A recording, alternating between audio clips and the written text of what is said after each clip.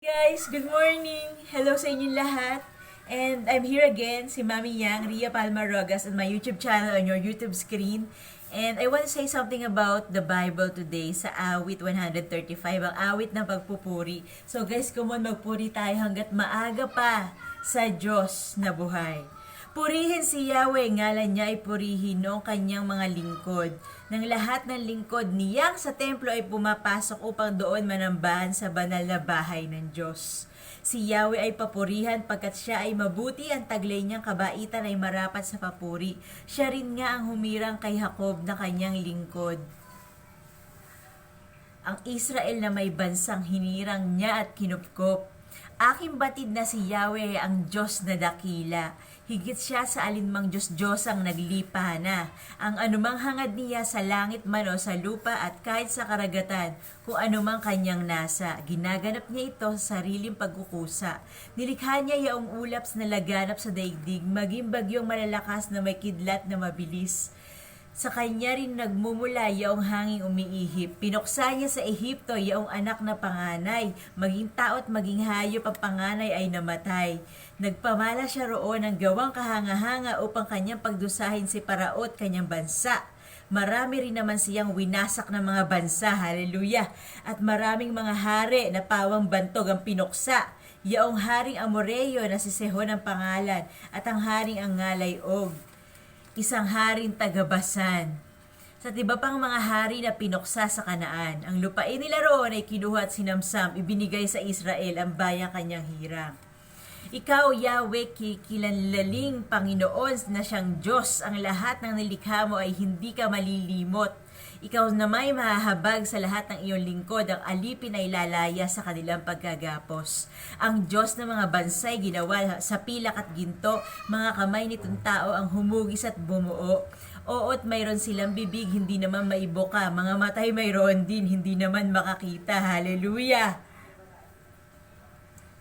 Mayroon din silang tenga, ngunit hindi makarinig, hindi sila humihinga sa latin man ng yaong bibig. Ang gumawa sa kanila sa lahat ng nagtiwala matutulad sa idolong sila na rin ang lumikha. Si Yahweh ay papurihan, purihin siya ng Israel, maging kayong saserdote sa Diyos ay magpuri din. Si Yahweh ay papurihan, kayong lahat na Levita, lahat kayong manatatakot ay magpuring sama-sama. Ang Diyos na nasa Sion ay sambahin at purihin.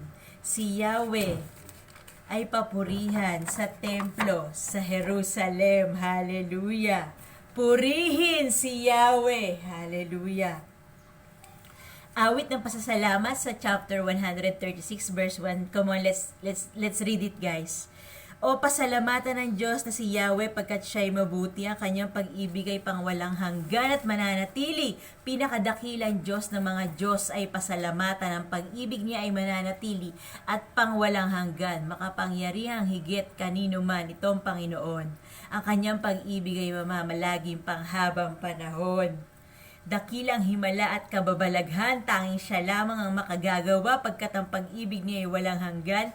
Sa kanyang talino ay kanyang ginawa yaong mga langit pagkat walang hanggan at hindi kukupa sa kanyang pag-ibig.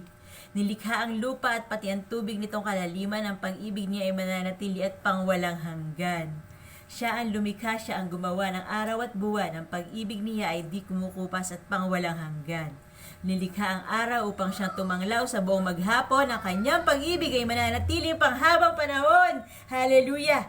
Ang buwat bituin ay kanyang nilikhang pananglaw kung gabi. Ang kanyang pag-ibig ay pangwalang hanggan at mananatili. Hallelujah!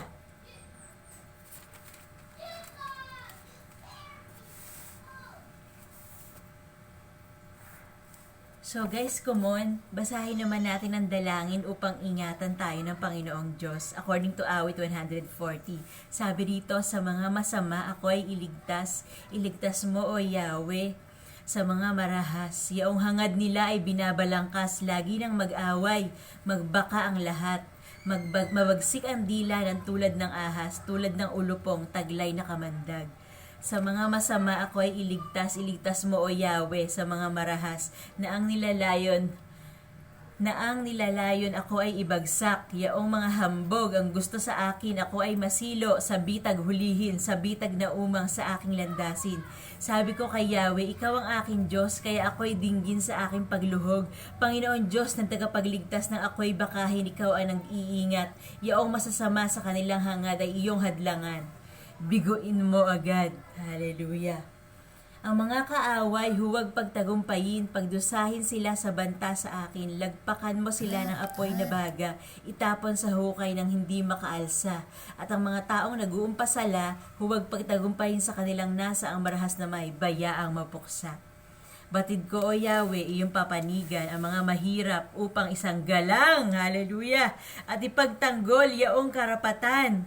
Ang mga matuwid, nagpupuring tunay, ika'y pupurihit sa iyo mananahan, hallelujah. Hallelujah. So guys, marami pa rito sa awit ang mga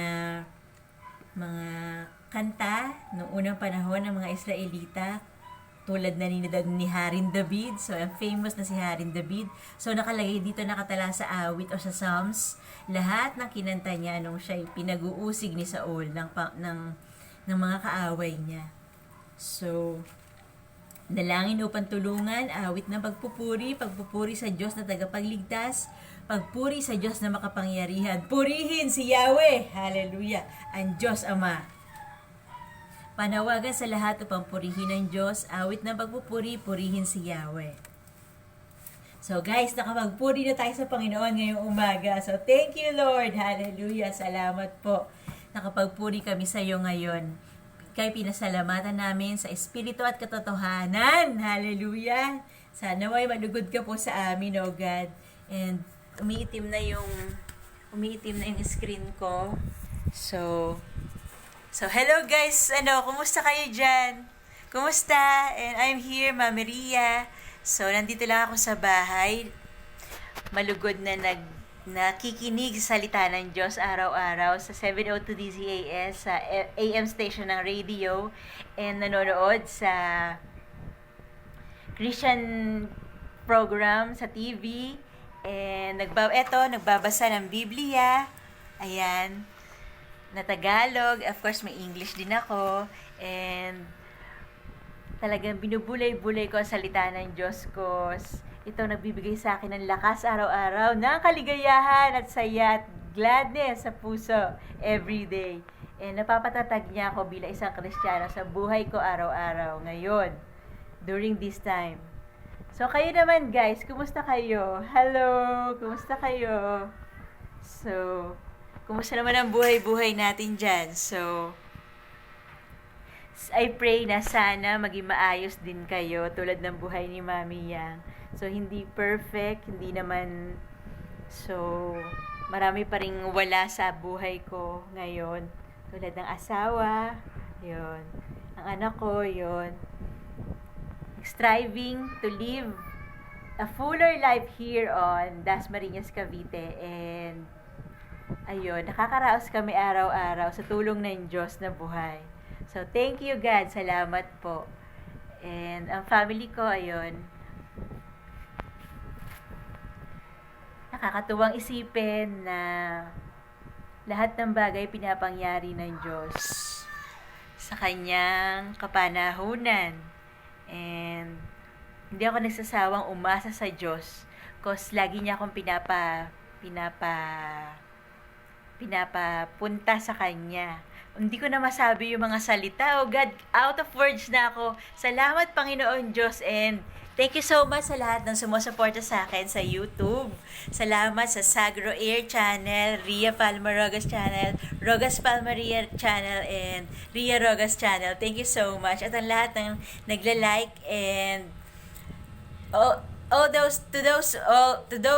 those who are viewing lang my videos, thank you so much, and nagla-like and nagko-comment, thank you so much. Maraming salamat sa inyo guys, and hindi ako magsasawang mag-support sa inyo ng mga information tungkol sa Biblia, ayan, and na siguradong magagamit natin sa buhay natin araw-araw kasi yan ang salita ng Diyos. Yun na yun. paniwalaan na natin. Sumasampalataya ako sa Kanya. Hallelujah. Thank you, Father God, and thank you so much for everything. So, this is me, Ria Palmaragas, wishing you the best in life. Mwah! And see you next time. Bye, everyone. See you next time, and happy Wednesday, October 4! So, 2023. So, malapit na tayong 2024. So bye, everyone, for now. God bless.